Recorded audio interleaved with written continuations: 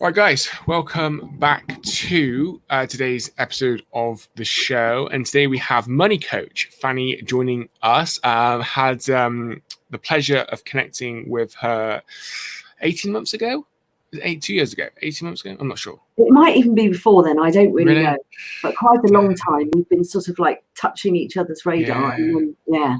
We have. And like we both live in Gloucestershire. We haven't connected in person yet, so when like everything's back to normal, whatever normal is, we're gonna definitely have to make that happen. But I'm really looking forward to talking about money today, guys. I think it's a topic that a lot of people put off and don't talk about.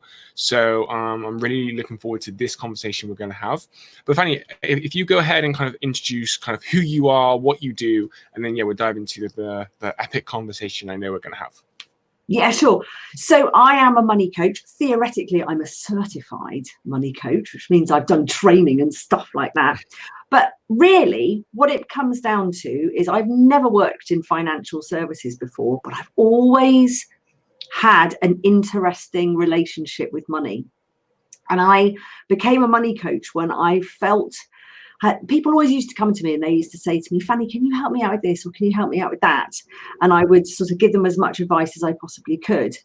But what I realized was that money is so much more than just the practical bits of putting numbers into boxes and working out your bank accounts and looking at your credit card statements, etc. There's more going on up here. So I'm a money coach that sort of focuses on our feelings and our emotions behind money first.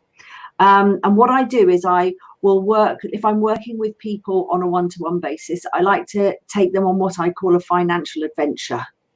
Because money is still a taboo in this country. Yeah. We don't like talking about it. The problem is we sweep so many of our feelings and emotions under the carpet that actually we're tripping over things everywhere we go now.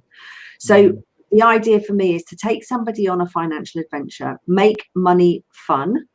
I can talk a bit about the adventure later, how it works, and help them to move from a space of feeling lost, worried, afraid, incapable, inadequate around money to becoming a confident, excellent money manager. And so I do that on a one-to-one basis. I specialize in working with couples, and I also have a group program as well, which I'm sure we'll talk about. Yes, for sure.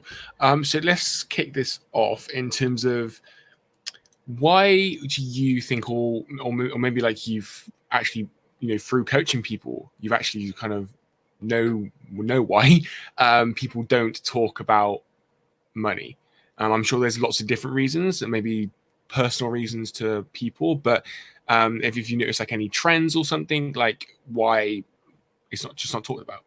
Well, originally, the reason we don't talk about money comes from the olden days, because rich people thought it was just a bit sort of crappy to talk about money, really. They didn't talk about it. It was sort of seen as it was a bit disgusting, vulgar to talk about money.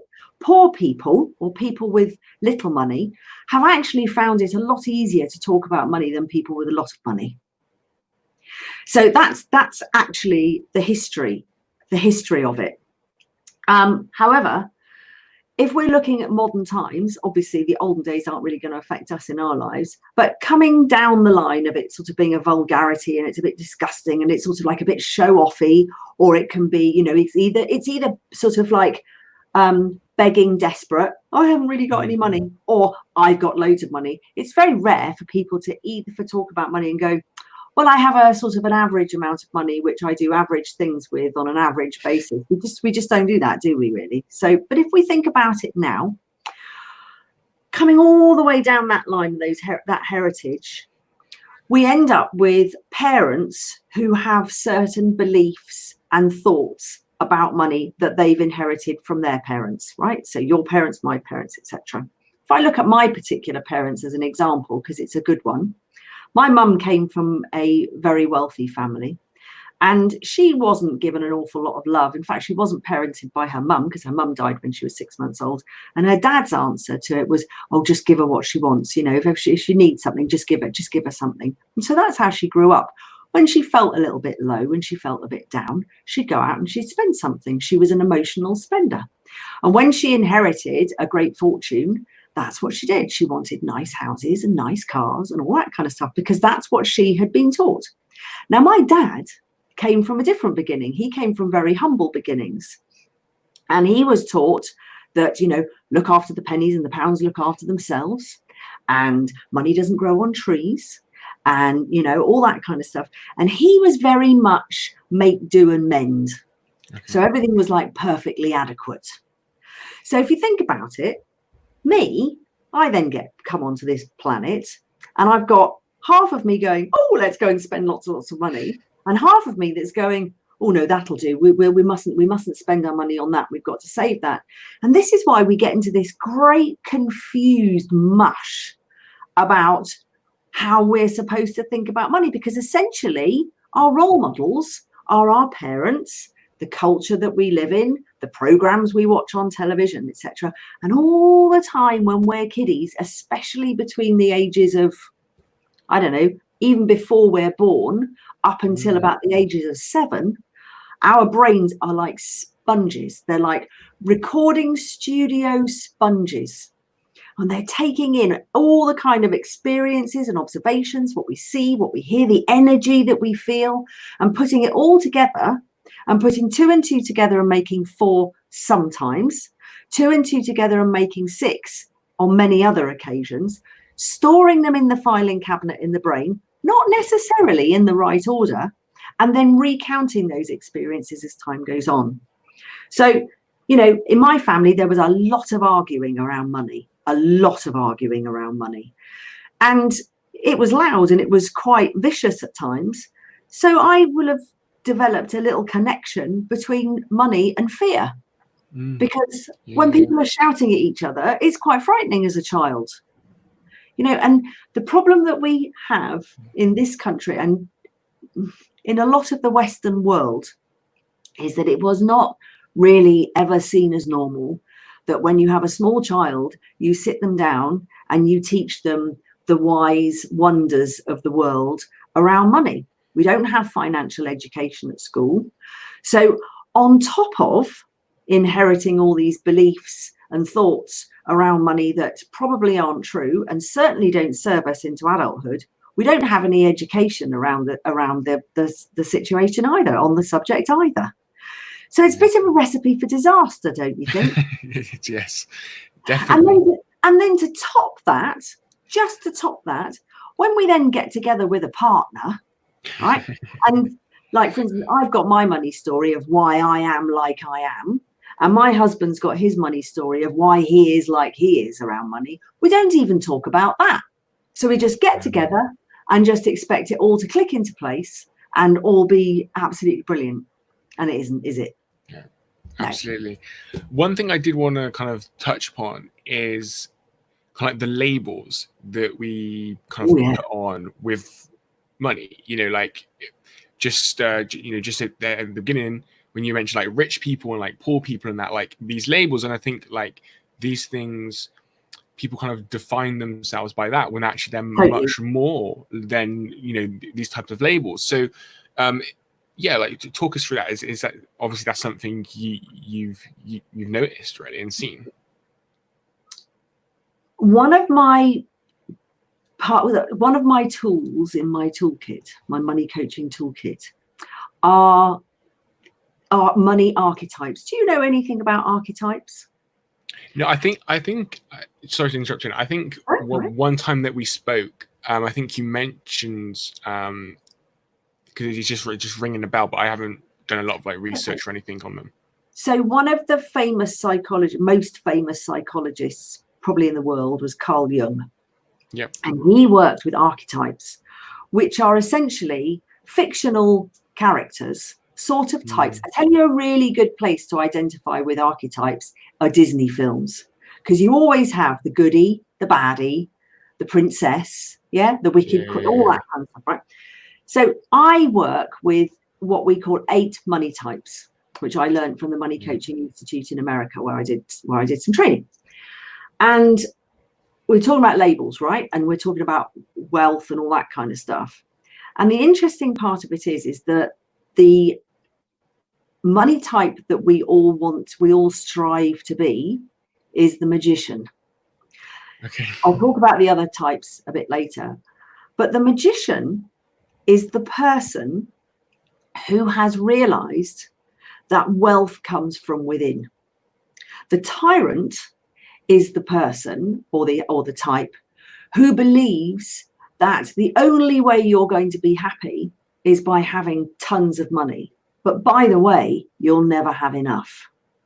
The magician is the one who has realized that actually you could give me all the money in the world and it's not going to buy me happiness. And actually, if you look at research, they say, whoever they are, that once you get past about 70 grand, it makes no difference to your happiness. That is apparently the sort of pinnacle of where the point, I'm not going to say it tips, but you know, people who have got 70 grand income or whatever, however it works, let's not go into details, have the same amount of happiness as people who have millions and millions of money. Because, you know, I work with people who are extremely financially wealthy and extremely financially wealthy, or not financially wealthy at all. And actually,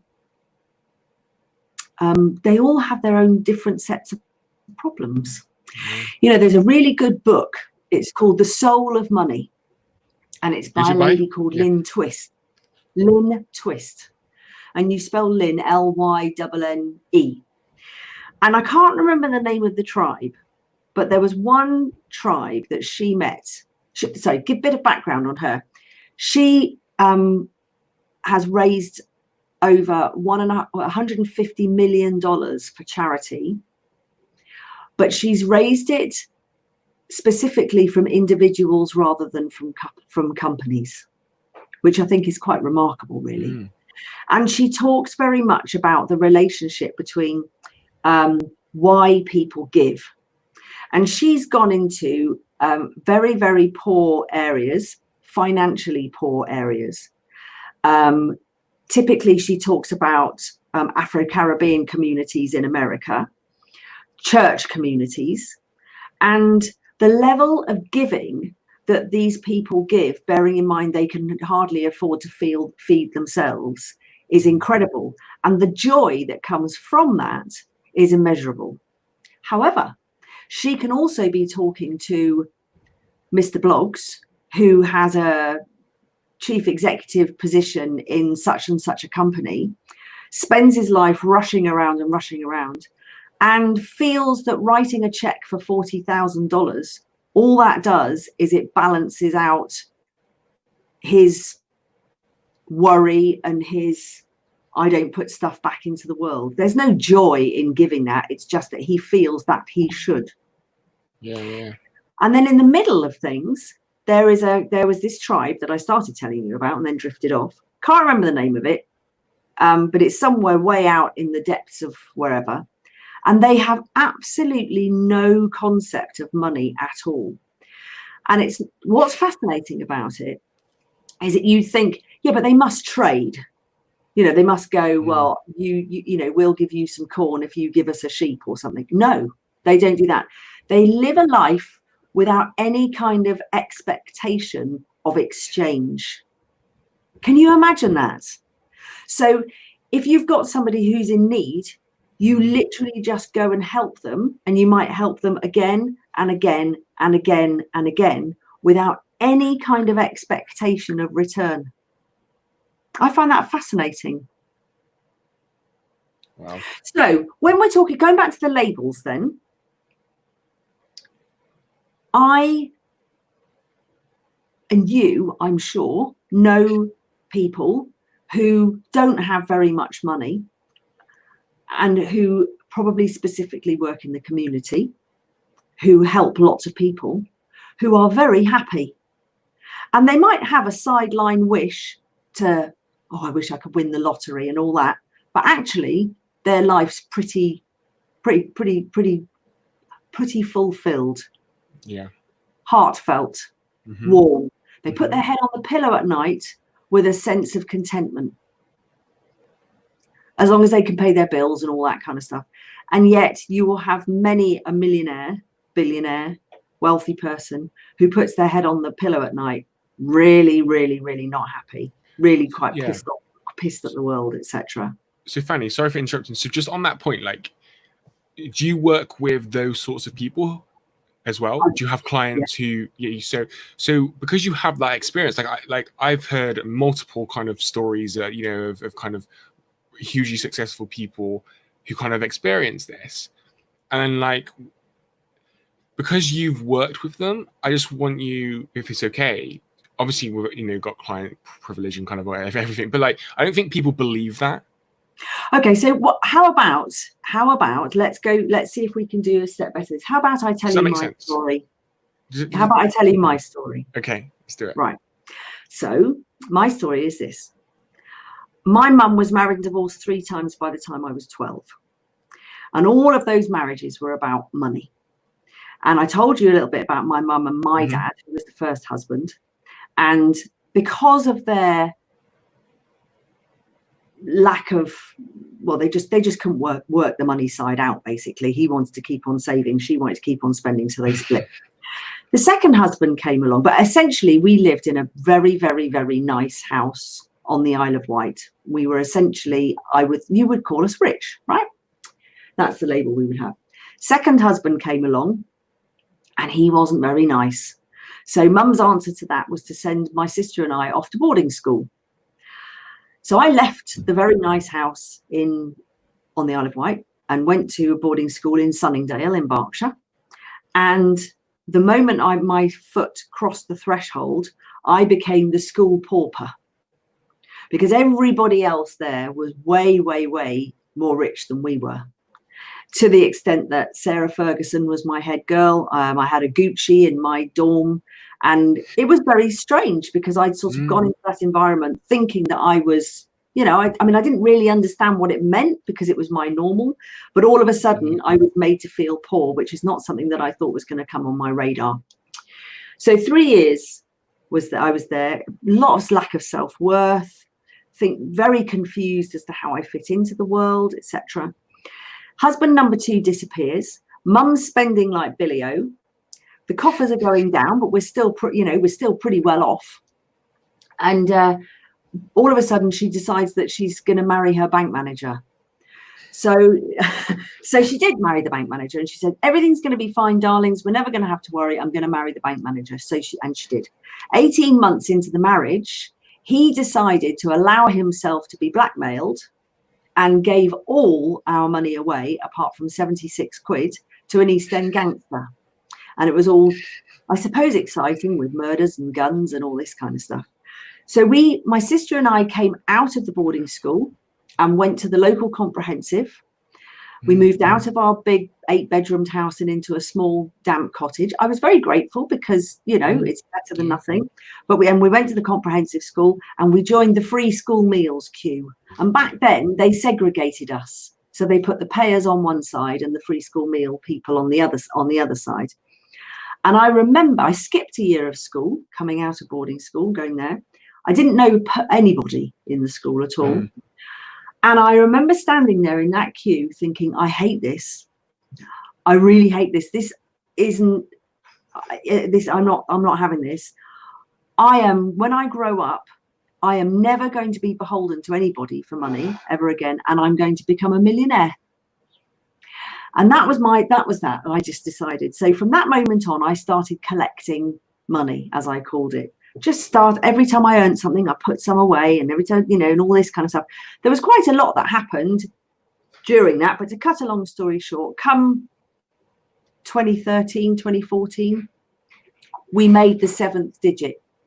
Yeah. And I looked at Neil and I went, Neil, we've done it. We've become millionaires.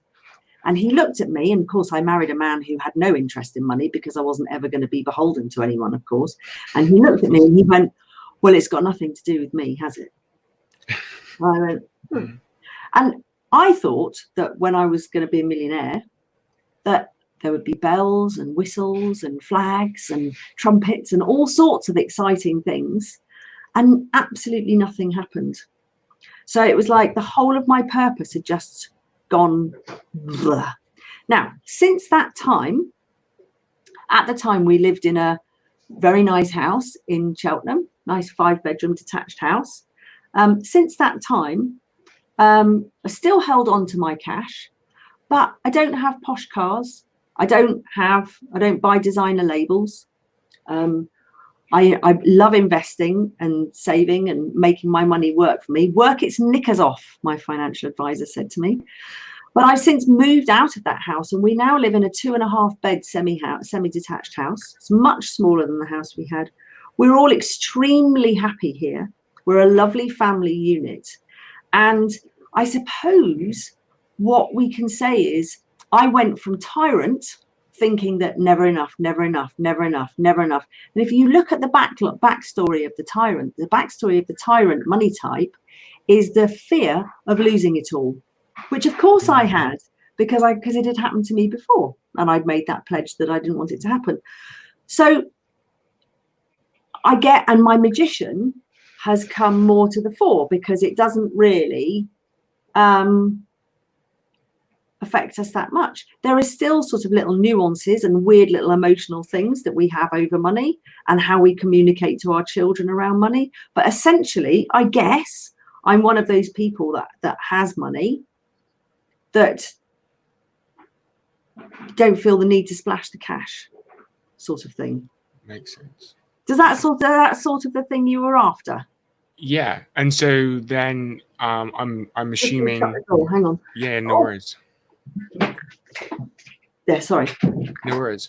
So then, yeah, like makes total sense. And then I'm assuming, just picking up on something you said there, instead of buying the material things, you make money work for you and invest in different things. Yeah.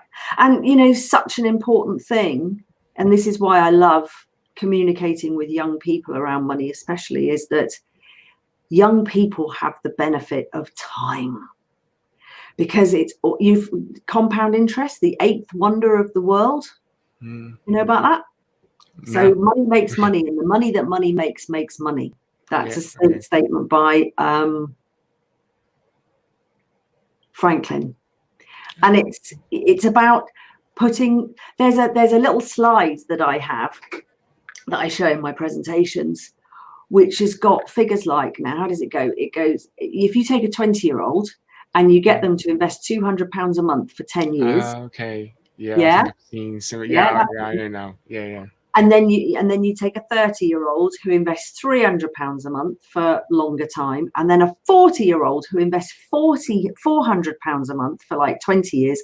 By the time, so the 20-year-old will have invested 24,000. The 30-year-old will have done something like 72. And the 40-year-old will have done something like 96,000.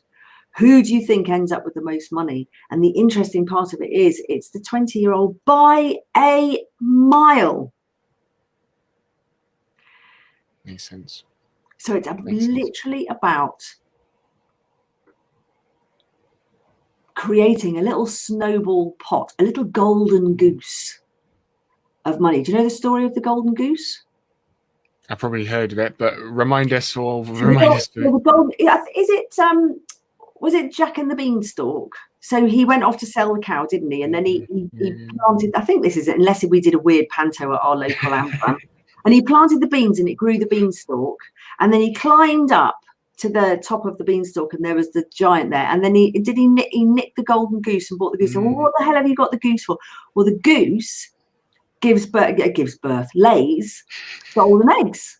So the idea is that you have something called a financial freedom pot, and you put money into it consistently, and invest it wisely, and eventually that will start laying golden eggs. And once it starts laying golden eggs, the last thing that you want to do is kill the goose, isn't it? Because you want it to carry on laying eggs. There's a book that I would recommend for all of your listeners to read as an absolute must read if you're interested in getting wealthy. Oh, by the way, I would just like to say to you, when we created our wealth, for most of the time, neither of us earned more than 20 grand a year. So it's not as if we were there earning really fat salaries, right? I've worked from home for the last 20 years. I gave up my career to look after my daughters. Anyway, the book is called Rich Dad, Poor Dad. Have you read it? Yeah, I have. Rich Dad, Poor Dad. I read it last year. I probably need to go over it again, because obviously sometimes you forget things and don't implement everything in the book like straight away. So you need to kind of go over it. But so I think I probably need to go over it. But yes, it's a great book. It's a great book. I mean, the big takeaway from the book is very easy. You draw a cross on a piece of paper and you do income, expenses, assets, and liabilities. And the idea is that you have as big as income as you possibly can, first of all, and you keep your expenses as small as you can and your liabilities as small as you can. And liabilities, to make it easy to understand what they are, liabilities are things that take money out of your pocket. So for instance, your car, your clothes, your phone bill, it's stuff that all costs money that you need. People think that buying a house is an asset. It's actually a liability. Yeah, I remember reading that and I was like, oh wow, yeah. You're living in it, right? You've got to heat it, you've got to light it, so you've got to put furniture in and all that kind of stuff. So you keep all of those things really, really, really small. And then what you try and do, because you've kept that small, it's a bit like an enforced coronavirus lockdown, right? Who hasn't saved money during lockdown? I know that incomes have been sometimes slashed, but for those people who haven't had their income slashed, I don't know anybody who hasn't saved money. Yeah, I think I've probably put fuel in my car once or something. Right. And so you go through your bank statements and see how often you will have put fuel in your car. And if you were to take that money and start putting it into the assets, and assets are things that put money into your pocket. So liabilities take money out of your pocket, and assets put money into your pocket.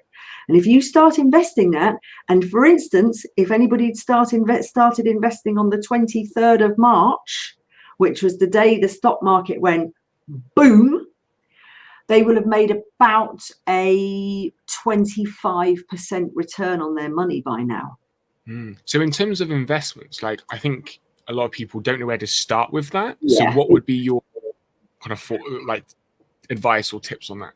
Okay, so if you're really starting from the beginning and you have a little bit and you have some fear and lack of trust and just feeling a little bit, I have no idea what I'm doing. How about starting with something like Moneybox, which is an app, so very young and very trendy. So what it does, you just link up with Moneybox, and what it does is it rounds up your purchases. So for instance, if you spend 60p on a can of Coke, it'll take 40p and invest it for you. Now, it's not going to be the best investment in the world, but it's a start. And what that can do is that could maybe help you to collect your first £100, let's say. Once you've got 100 quid, rather than taking that out and go and blowing it at the bar or on a holiday, you take that out and you just say to yourself, you get it straight in your head that money is never, ever, ever, ever, ever going to be spent. Never. Right? Because you're going to go, what you're doing is you're nurturing your golden goose with it. So then you might like to say, well, I shall take that out of Moneybox. I'll continue with the top up, keep it going, but I shall take that out. And maybe what I'll do is I will invest it in a tracker fund. Okay, and a tracker fund. So we need to try and explain. Do you want me to just explain this? Do you think it's helpful, or do you want? Go over it. Yeah. So people have probably heard of stocks and shares. Yeah. People say, "Oh, do you own stocks and shares?" And I go, "Yeah, I own stocks and shares." And they sort of think, "Well, what? I don't really understand. What's the difference between stocks and shares, and what are stocks and shares?" Number one, there's no difference between stocks and shares. They're the same thing. It's just we just call it two different things. One's a bit more American than the other. And a stock or a share is a small piece that you own of a company. So if you were to buy one share in Coca-Cola, you own a tiny, tiny little piece of Coca-Cola. You are then part of the company. You are now a shareholder. And that's great, right? Because hopefully Coca-Cola will grow in value over the years. And also what Coca-Cola will do is they will pay you a dividend, which is a share of the profits at the end of each year. Now, obviously on one share, you're not going to get like a big fat thing, but when you start to combine it, then if you manage to buy 2 shares and then 3 shares, that's great. Now, all of that's fine, except if somebody finds a dead mouse in a can of Coca-Cola at some point, and all of a sudden the whole of Coca-Cola's market is just gone. And in which case your money has then gone, the value of your share has just completely disappeared. So the better idea is to then maybe invest your money into a fund. And a fund is like a basket of lots of different stocks and shares. So for instance, you might buy, let me give you let's think of an easy, there might be a global equity fund, it's called. So that would be equity companies all over the globe. So you'd have lots of major companies in there that were all equity companies. So you might see Coca-Cola, you might see people from drinks sector, banking sector, property sector, all that kind of stuff. So you've got a mix. And so instead of putting all your eggs in one basket, what you're doing is you're spreading the cost. So what you then do is you buy one unit rather than one share, one unit in a fund. And there's usually a big fat fund manager. They're not always fat, but they've got big fat bank accounts, right? A big fat bank manager fund manager sitting at the top of that fund, who creams off a bit of a fee for actually looking after which companies he keeps in that fund. But it's eventually, rather than just going into individual stocks and shares, you probably want to go into funds. Or you can do something else. You can go to an index tracker fund, which has no fund manager at the top creaming off fees. What it does is it's basically just a computer algorithm of looking at how one index goes. So here we have the FTSE 100. People probably heard of that. But in America, they have something called the S&P 500, which is literally a list of the top 500 companies in America. So you're going to have all the big companies. You're going to have Microsoft, Apple, all the companies in America, the top 500. And if they don't keep up to the scratch, they get given their hook and somebody else comes in.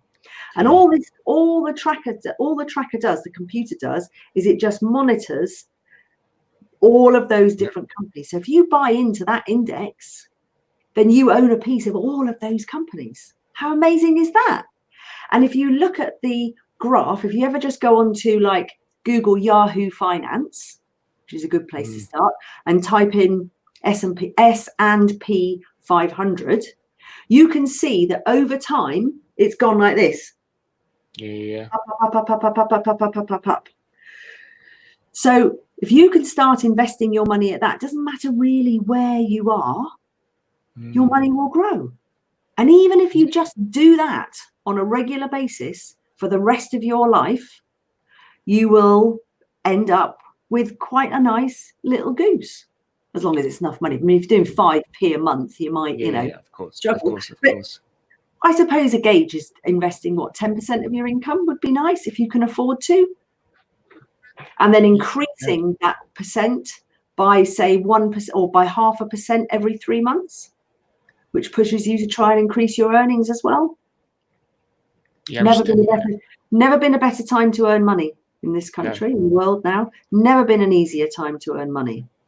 Side hustles and all sorts of things. 100%. But you do need to invest in yourself. Just keep learning. Learn. I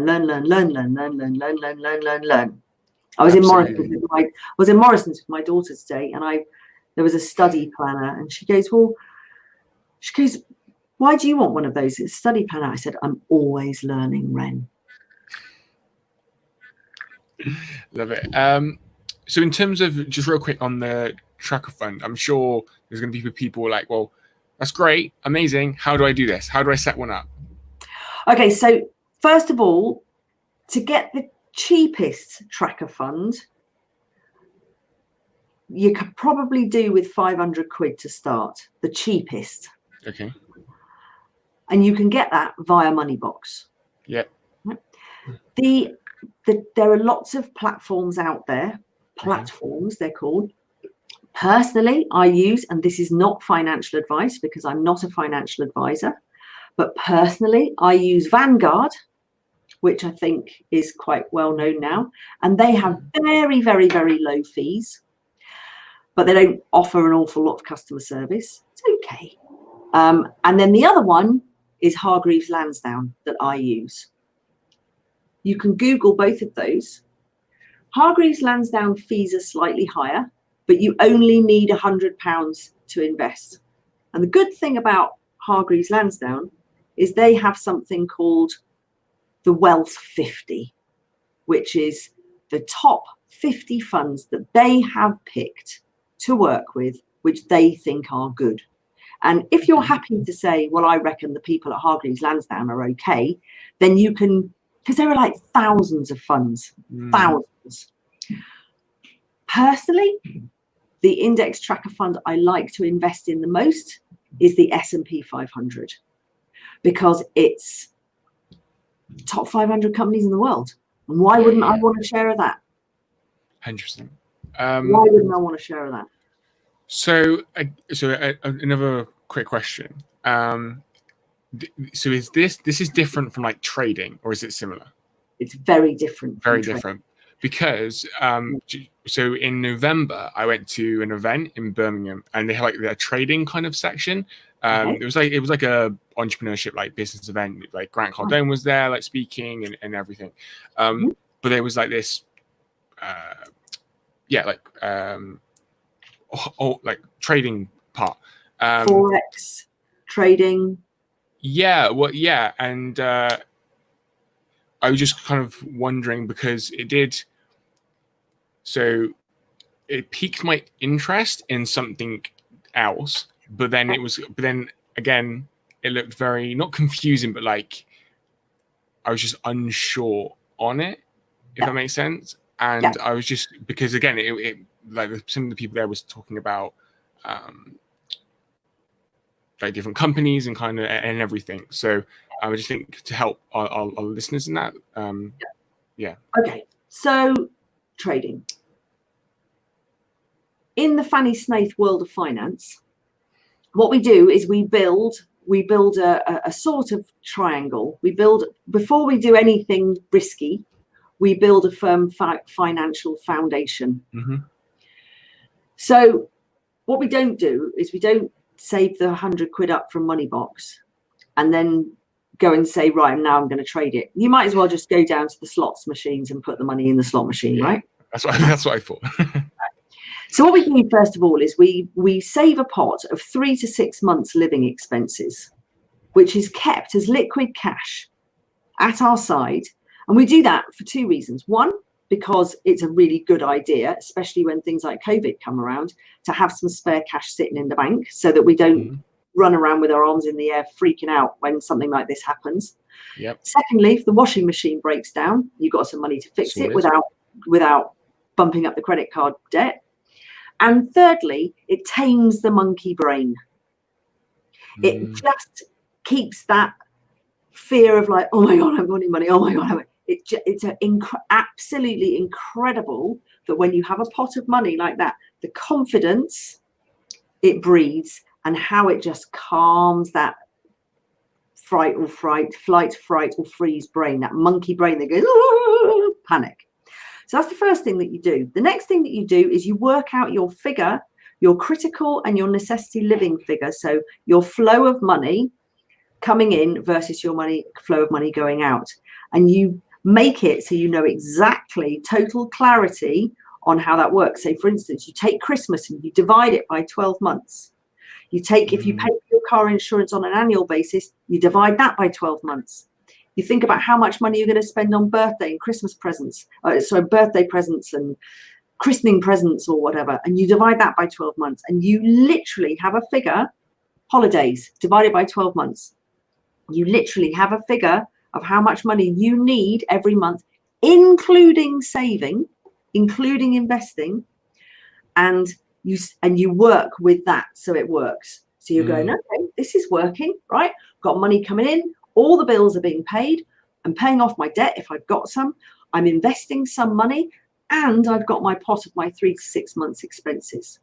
When you get to that point, then you can start doing what we call speculation. And speculation is your trading, your Forex. I'm tentatively putting in there crypto. I'm talking watches, fine wines, art, classic cars, and all of those kind of things. But that you're only ever playing with money on that level, with money that you can afford to lose. However, I will also say for young people, and this is quite controversial, young people are going to university to gain a degree that, without being rude, some of them aren't worth the paper that they're written on, in my opinion. I agree.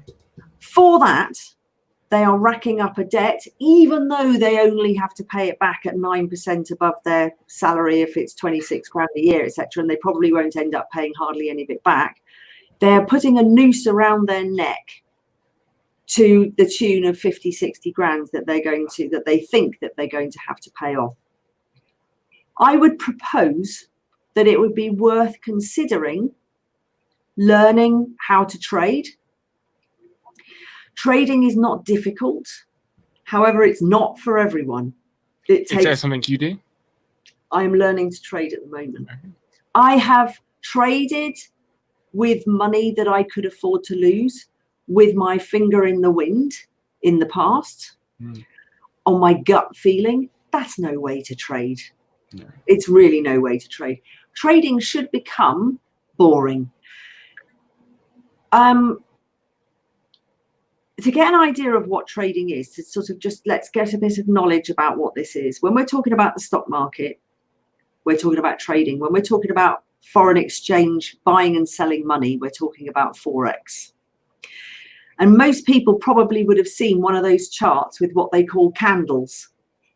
So they're like these little bars with little tips on the tops and bottoms, and they're called candles. And basically they have lots of red ones and lots of blue ones, or lots of red ones and lots of green ones, whichever color the way you're looking at the chart. Yeah, I remember. Yeah. And each one of these candles, all it means is the number of people buying versus the number of people selling, which is wholly based on opinion. Okay. Wholly based on opinion. Now, because things are wholly based on opinion, opinions tend to rotate in patterns. Yeah. So, for instance, a couple of weeks ago, Apple decided to ditch the Intel chip, right? And they've now started creating their own chip. Now, some people would think, oh my God, that's terrible, that's awful. I'm going to sell all my Apple stock. Some people go, wow, that's incredible. Apple's just going strength to strength. I'm going to buy some Apple stock today. And during the whole day of trading, the markets will be going up and down like this, buy, sell, buy, sell, buy, sell. And it will end up at a certain point on that day. And that's, if you think that that's all the market is based on, is speculation and of people's opinion, and actually the government shoveling money into stuff and companies shoveling money into stuff, it's almost like going to the slot machine, isn't it? So the only way that you can work it, that you're going to earn money by doing it, is to get it straight in your head that what you need to win is 55%. You want to risk a very small amount of your money on every single trade that you're going to trade, so that it's not going to completely wipe you out. And you want to base it on the fact that you just have to win, say, 5% more trades than you lose. And Warren Buffett, the most famous investor on the planet, always said, you just don't want to lose money. Right? You don't want to lose money. Although he never traded, he invested. So I got that wrong. So That's trading in stocks and shares, companies. So it's just, what are they going to do well? Are they not? Are they going to do well? Are they not? And then every so often they have periods where they pay out. They look at they go, well, how well have you done this quarter? And quite often they'll have a result that comes out and says, oh my good, Marks and Spencer's has done absolutely terribly this quarter. Their figures are all down. And what happens to the stock share price? It goes up. What's that all about? Yeah, for sure. And so again, just for our listeners, that's different from what you were saying before in terms of with the S&P, was it 500? That's investing. That's buying and holding. Right. Trading is buy, sell, buy, sell, buy, sell. Do you know, the interesting part of it is, and I don't know the exact figures, but the biggest market of all is the Forex market. And that's buying and selling money. So, you know, you buy a euro for a pound and you sell it for £2. Right? So it's literally just And do you know, the scary part of it is that the banks in general only survive through trading currencies. It's a trillion dollar business. It's, if you look at a little bar chart of what you've got, crypto, which is like about this big, then you've got stock markets probably about this big, and then trading Forex is about that big. So if anybody's interested in doing it, learn it properly. And I do actually, I am going to put my neck on the line. And I'm going to say, if you are interested in it, somebody who I know, love and trust runs an excellent training platform for Forex, and it's called Tier 1 Trading. Awesome. So I will guys, I've been taking a ton of notes, so I will feed like all the links and recommended books back into the group and everything. And it's run by a guy called Jason Greystone, and there's loads of videos on YouTube and all that kind of stuff.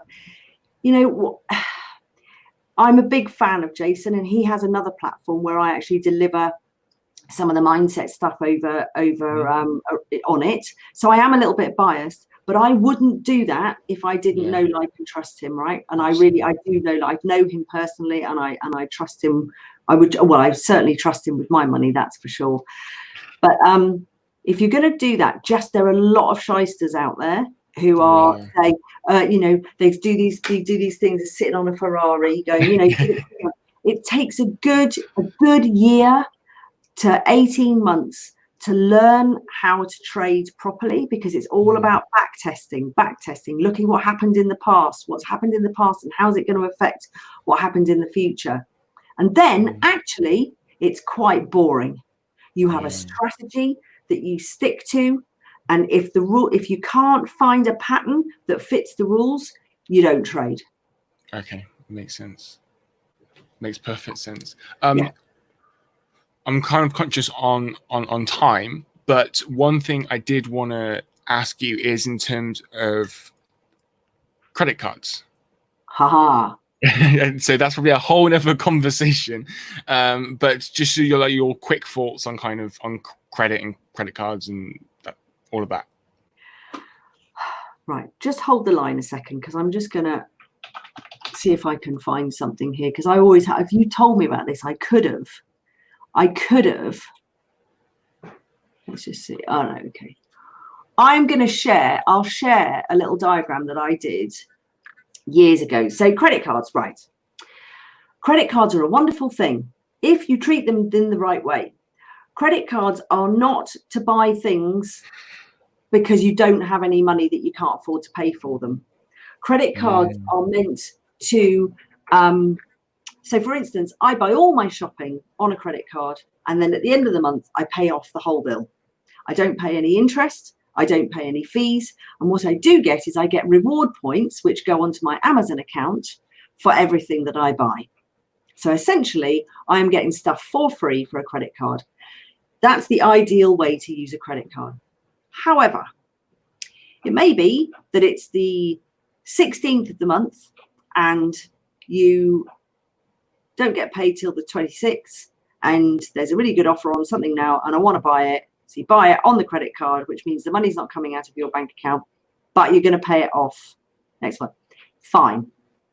The problem with credit cards are, I told you a little bit about the eighth wonder of the world of compound interest. Well, it works in the reverse with credit cards. Okay. Right?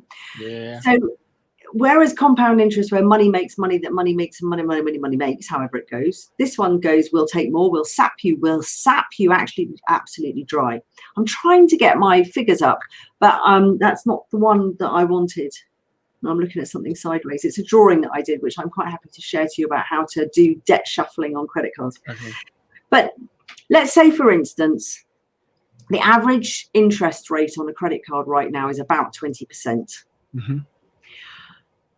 The average credit card debt at the moment is about, let's say, about £3,000. The thing that the credit card companies want you to do, which is when you look at a credit card statement, the box that you see first, because it's the biggest and the boldest, is the one that says minimum payment. Seen that? Yep. And so people go, oh, right, okay. So the balance is this tiny figure at the top. My minimum payment is 20 quid. Marvelous. Right. So let's get this straight. The credit card companies are not nice people. None of them. There are no exceptions. What they do is they work out the minimum payment on an algorithm stroke ratio. I'm no mathematician. That gives you the longest time possible to pay off that money that you owe. Yeah. Let's say the £3,000, but you will pay the most interest as possible. So for instance, I'll give you some rough figures. Let's say the credit card bill is about 2,700 quid. The minimum payment would be about 60 quid, I believe. This is very rough. If you paid the minimum payment every month without using the credit card, so the minimum payment would go down slightly every month. It would take you about 26 years and 8 months to pay off that amount of money. And the interest would be higher than the amount that you borrowed in the first place. Yeah. Okay. If you paid the minimum payment of about, let's say, 60 odd quid and stuck at 60 quid every month, it would take the amount of time that you paid it down by about 15 years. Right? And if you upped the payment to, say, £100 every month, it would go down to about, I don't know, 3 years. You can do the maths on that. 3 years on that. They are killers. And you see what they are killers. What they do though, you see, so you go and you run up a credit card debt, and then you get a nice letter through the post which says you have already been pre-approved for a credit card switch to a 0% card. And you go, oh, that's amazing. I'm going to save all of that interest because I can only afford to pay the minimum payment at the moment. So if I switch my debt over onto this minimum payment card, one, they'll charge you a fee, which is usually about 2.5–3% of the thing. So you've paid that. However, you have saved shed loads on interest, and they will give you a certain amount of time to pay that off, which is great as long as it's not 6 months. So you need it to be 18 months, 36 months or whatever, and then actually sit down and go, well, hang on a minute, I owe £3,000. If I've got 36 months to pay it off, divided by 36, I have got to pay £83.33 every month, so that by the time I get to the end of this interest-free period, I'm going to have a zero balance. Or actually, maybe I'll not bother because I'll just switch it to another 0%. And in the meantime, the chances are you'll get another credit card, because that's like free money now, right? You get another credit card and you'll start running up a bill. Another one. And I have customers who have 40, 50, 60 grand on credit cards, and they earn well, right? But they're just paying so much money in fees. I'm going to really shock you now. Okay. Right, are you ready to be shocked? Let's go. How much money do you think the general public of the country pay in credit card and personal loan interest, no mortgages, every day? Every day. I want to go like, I don't know if this is too high. I'm going towards like six figures. 139 million pounds a day. Wow, I'm way in off. interest payments. Wow. Just interest payments on personal loan and credit cards. It's absolutely shocking. I was thinking six figures. Oh my God. Can you imagine? Can you imagine if even half of that was going back into the economy? Can you imagine how amazing that would be? It would just be, you know, local businesses would have people would be going in and money would be flowing. Whereas what's happening is this 140 million pounds, and I apologize to anybody who works in a telephone center for credit cards. I don't know if you love your job or not, but I could think it doesn't appeal to me sitting there and talking to people about credit card debt every day. Wouldn't it be lovely for them to have a different job somewhere else? Wouldn't it be lovely if that job didn't exist? Yeah. You had to go and work something else and all that money was going back. I mean, that's like, it's over 50 billion pounds a year. It's crazy. Wow, that's crazy. Fanny, I am conscious on time. We've been going for an hour, so thank you so much. I can talk for England, you know. It's been amazing. There's so much value. Like, people are loving it. We actually had Martin join us, and he said, two of my favorite people and the only person I trust financially to coach me.